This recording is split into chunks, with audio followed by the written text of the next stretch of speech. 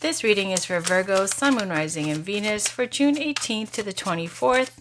Welcome back to the Warrior's Journey Tarot. I'm going to pull 8 cards and then I'm going to tell you the significance of the placements as I go. Let me give it a little bit of a shuffle and then I'll cut the deck. After I pull the 8 cards, I'll pull 2 Love Oracle cards and 1 Spirit card. So again, this is for Virgo, Sun, Moon, Rising, and Venus for June 18th to the 24th. This is the Light Seers Tarot deck by Chris and Donnelly.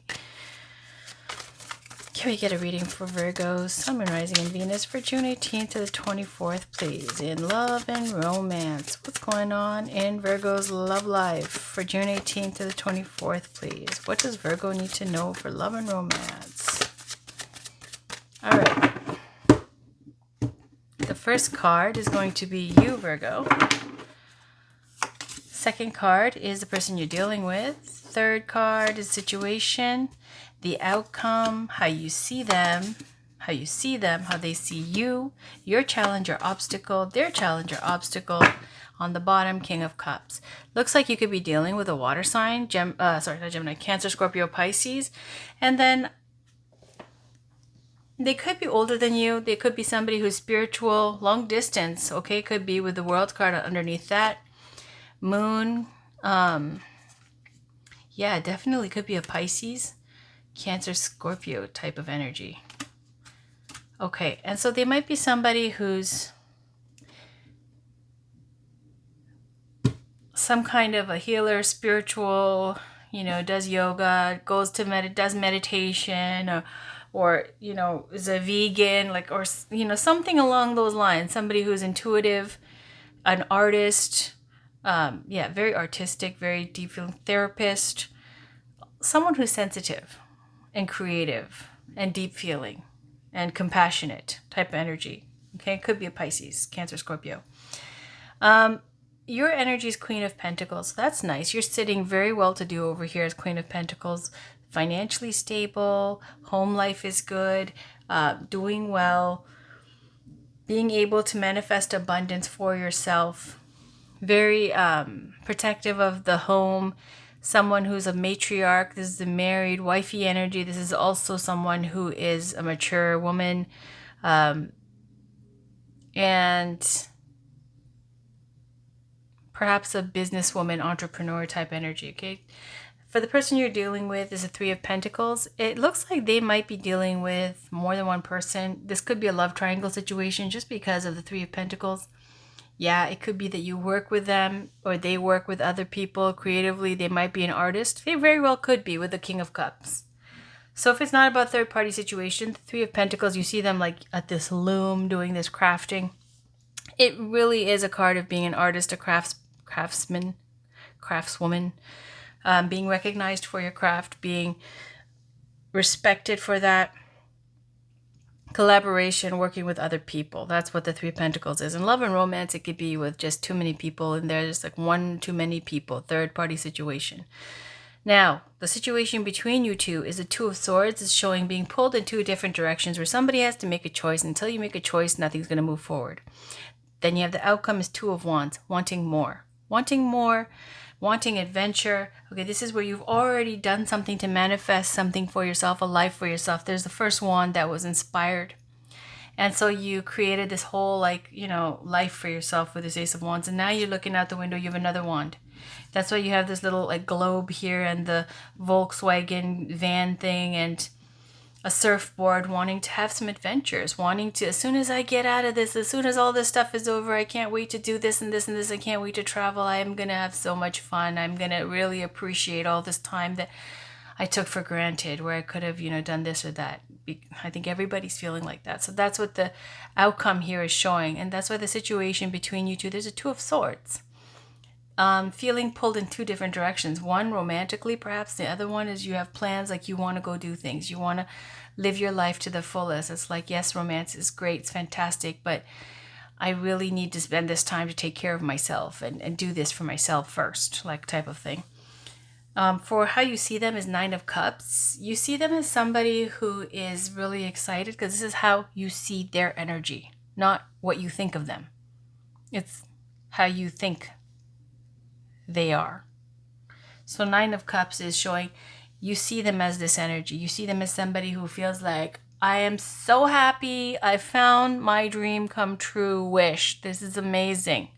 This person's amazing. Everything's fantastic. This is stuff that dreams are made of.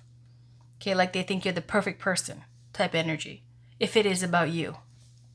Or it could be that they have some other wish that has come true in their life that they're very ecstatic and excited about. Look at this treasure chest over here. Now, as far as the person you're dealing with, how they see you, 8 of Pentacles. They see you as very hardworking, committed, and in love and romance, somebody who's committed to making things work out. Like if you've decided to make it work, like you'll really be good at manifesting. That 8 of Pentacles, look, there's that fire of inspiration, and then here is all the hard work that goes into it, and the whole moon cycles, time passing. 8 of Pentacles is showing really putting in the blood, sweat, and tears to make something manifest. There's a lot of work energy here for some reason, okay? And artistic collaboration, travel, as well as just generally like wanting to... They see you as someone who's more focused on work perhaps, okay? And manifesting there. Because your challenge is the Ace of Cups, and that's that. First of all, whether it be to be fulfilled for yourself, personally fulfilled, where your cup is full, or to manifest love. Okay, or to be able to have that full cup to give to somebody else. That's a challenge for you. It looks like you're more focused on the Queen of Pentacles as someone more focused on, let's say, family, not romantic, and coins and work and business and that kind of thing. Okay, so your commitments, practical things. As far as the person you're dealing with, their challenge or obstacle is the Page of Wands. It could be either that they are way too ADD, interested in so many different things. And that could be because they have 3 of Pentacles, right? They have 3 of Pentacles, whether that's artistic in terms of work and they work with other people, they're creative in their work, or it could be if there's third-party situation. Their challenge is, this is a card of like, really for me, ADD, like this is positively aspected. You've found a spark, you're excited, you want to go do things, you're really passionate about life. Like a little puppy that chases a frisbee, you're just excited, okay? And negatively aspected is like you can't stay in one spot for longer than 5 minutes. Like you can't stay in a relationship for longer than 5 minutes. You can't stay in one... Nothing holds your attention, basically, because you're just too interested in too many things. So that feels like that's for them, their energy. Let's pull some love oracle cards. This is Doreen Virtue's Romance Angels, an oldie but goodie. Let's get a card for Virgo, Sun, Moon, Rising, and Venus for June 18th to the 24th. What does Virgo need to know? What does Virgo need to know? In love and romance for June 18th to the 24th. What does Virgo need to know? What does Virgo, Sun, Moon, Rising, and Venus need to know? What does Virgo, Sun, Moon, Rising, and Venus need to know in love and romance, please, for June 18th to the 24th? What does Virgo need to know for June 18th to the 24th? What does Virgo need to know?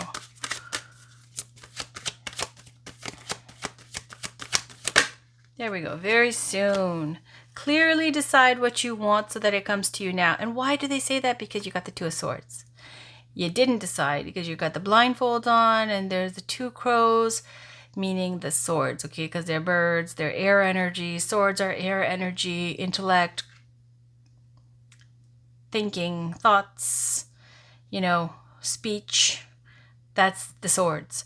So 2 of Swords being pulled in 2 different directions here, saying as soon as you decide, this card literally says it'll be brought to you upon a silver plate kind of thing, but on the wings of angels. Like it's going to happen like this as soon as you decide. You haven't made a decision, basically, saying clearly decide. On the bottom is passion. Allow your heart and soul to sing with joy. And there's a lot. That's all about not just romantic passion, but passion in terms of feeding your inspired spirit, like your creative energy.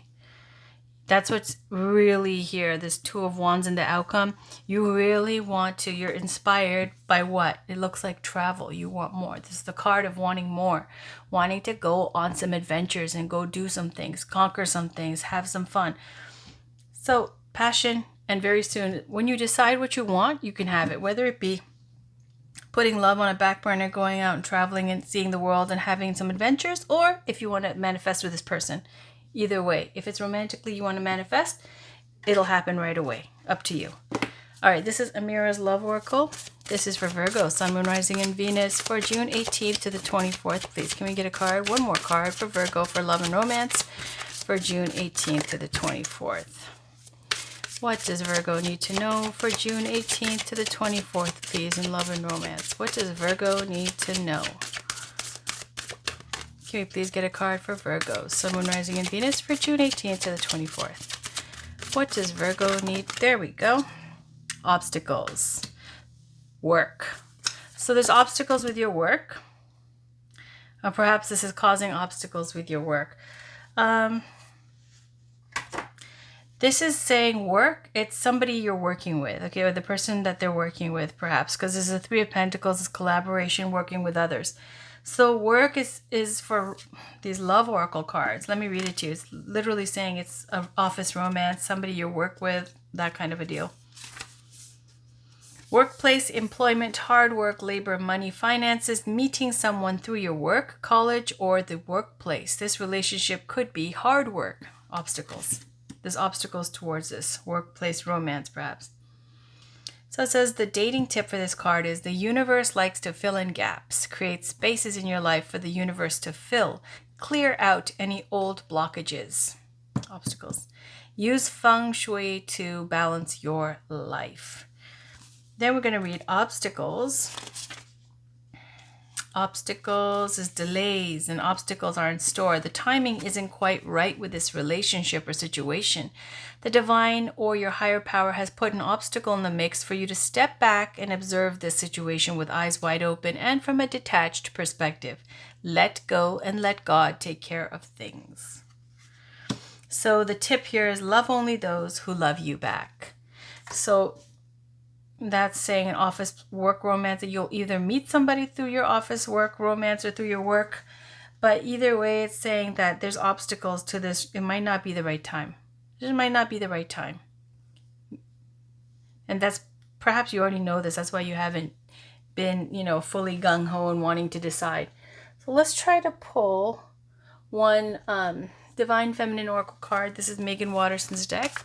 Now, if the card doesn't pop out, I'm just going to flip to another deck. This is for Virgo, Sun, Moon, Rising, and Venus for June 18th to the 24th, please. Is there any spiritual guidance for Virgo, Sun, Moon, Rising, and Venus for June 18th to the 24th? Thank you so much. Is there any spiritual guidance for Virgo, Sun, Moon, Rising, and Venus for June 18th to the 24th?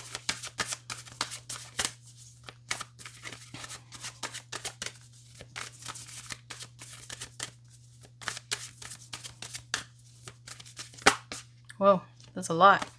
We have Green Tara, the Buddha of enlightened action. My soul informs my every step. I do what my heart compels me to do. And then we've got Saint Rita of Cassia, the patroness of impossible causes. I am miraculous. My prayers create powerful channels of possibility. And then we've got Lakshmi, beautiful. Who doesn't like to see Goddess Lakshmi? The goddess of abundance. I choose to feel abundant. Wealth is an inside job. Let me just get one more holder.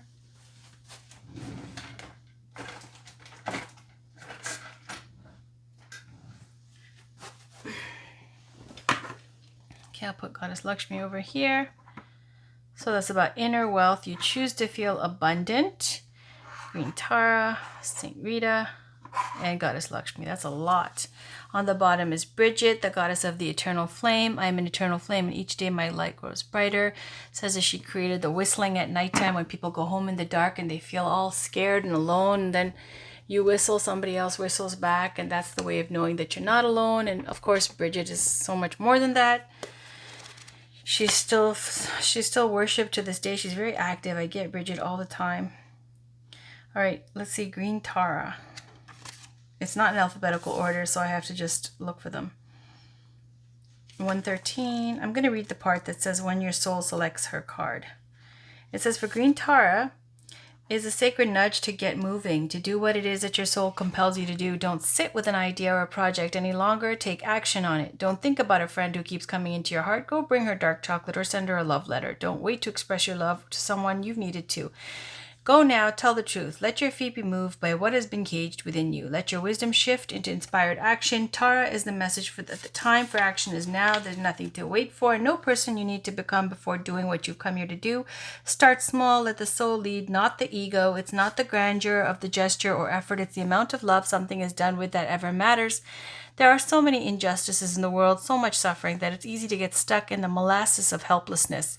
The brilliant Burmese diplomat Aung San Suu Kyi says, if you're feeling helpless, help someone. Green Tara is about aligning what moves us to tears with compassionate action. She's the push to do something, anything that might alleviate the suffering of others. In the process of taking action with love and from love, we also liberate ourselves. So it says, what does my soul want me to take action on right now?